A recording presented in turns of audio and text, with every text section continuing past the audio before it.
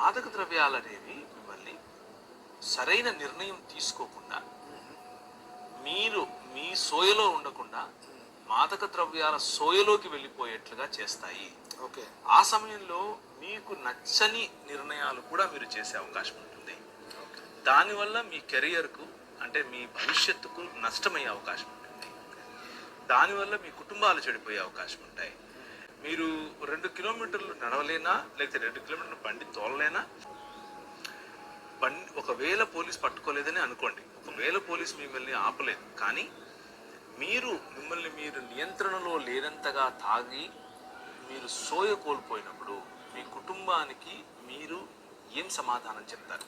ఆ 2 కిలోమీటర్ల దూరంలో ఏమైనా జరగచ్చు.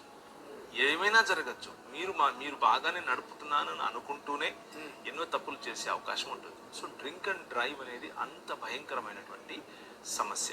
అంత మాత్రమే కాదు, కేవలం డ్రింక్ అండ్ డ్రైవ్ మాత్రమే కాదు, డ్రింక్ అండ్ థింక్ కూడా సమస్యే, డ్రింక్ అండ్ రైట్ కూడా సమస్యే.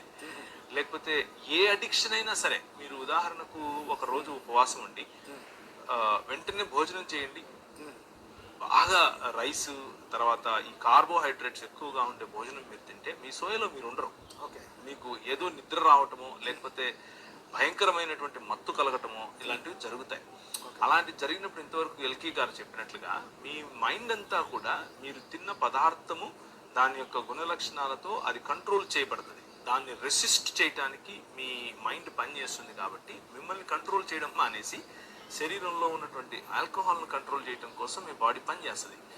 దాన్నే ఏమంటారు అనంటే రెసిస్టెన్స్ పెరగడం అంటారు. ఆల్కహాల్కు ముందు ఒక మూత తాగేవాడు ఆ తర్వాత ఒక పెగ్గు తాగుతాడు, ఆ తర్వాత ఒక వాటర్ తాగుతాడు, ఆ తర్వాత ఒక హాఫ్ తాగుతాడు, ఆ తర్వాత ఒక ఫుల్ తాగుతాడు. అయినా కానీ వాడికి నిద్ర రాదు. ఎందుకు అనంటే ఈ రెసిస్టెన్స్ పెరిగిపోతుంది. దానివల్ల కాంప్లికేషన్స్ చాలా ఉంటాయి.